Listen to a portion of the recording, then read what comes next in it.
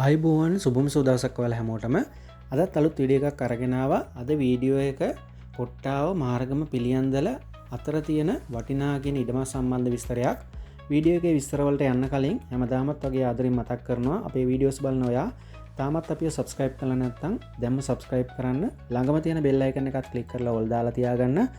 එතකොට අපි අලුතෙන් දාපු වීඩියෝ එකක් ඔයාගේ ළඟටම notification එකක් විතර ගෙන්න ගන්න පුළුවන්. හොඳයි. අපි යමු අද වීඩියෝ එකේ විස්තර ටික බලන්න.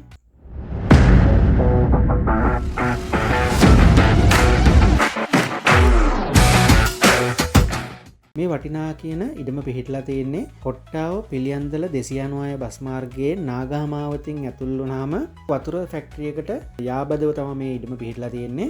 පර්චස් 10ක සුජුකෝණාශ්‍රාකාර ඉඩමක් තමයි මේ ඉඩම. මාර්ගම පිළියන්දල බස් පාරට කිලෝමීටර 1ක දුරක් තමයි මේ ඉඩම ඉඳලා තියෙන්නේ. කොට්ටාව පිළියන්දල බස් මාර්ගයට මීටර 700ක විතර දුරක් තමයි තියෙන්නේ මේ ඉඩම ඉඳලා. ප්‍රධාන පාරවල් දෙකක් යාබදව මේ ඉඩම පිහිටලා තියෙනවා. ඉඩමට යන පුළුල් මාර්ගය අඩි 15ක් 20ක් අතර වගේ ප්‍රමාණයකට තියෙනවා. මාර්ගමට අවුමට යනවා නම් කිලෝමීටර් 4ක විතර දුරක් තමයි තියෙන්නේ ඉඩම ඉඳලා. පන්නිපිටිය මොරකැටියට යනවා නම් කිලෝමීටර් 3මාරක වගේ දුරක් තමයි තියෙන්නේ. කැස්බෑව බයිපාස් එකට යනවා නම් කිලෝමීටර් 4කට වඩා අඩු ප්‍රමාණයක් තමයි තියෙන්නේ. කොට්ටාව අධිවේගී මාර්ගයට යනවා නම් කිලෝමීටර් 7ක විතර දුරක් තමයි තියෙන්නේ.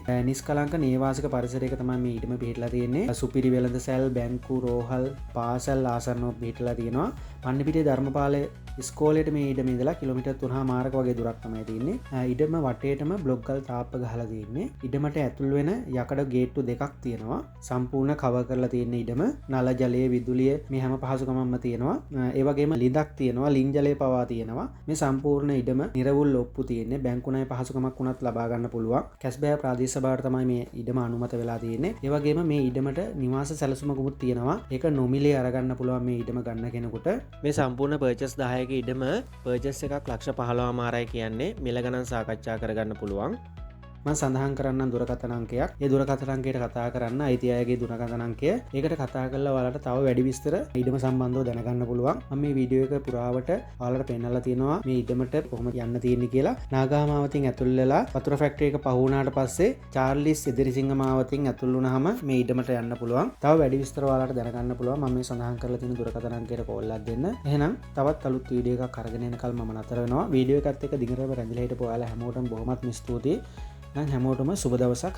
ජය වේවා.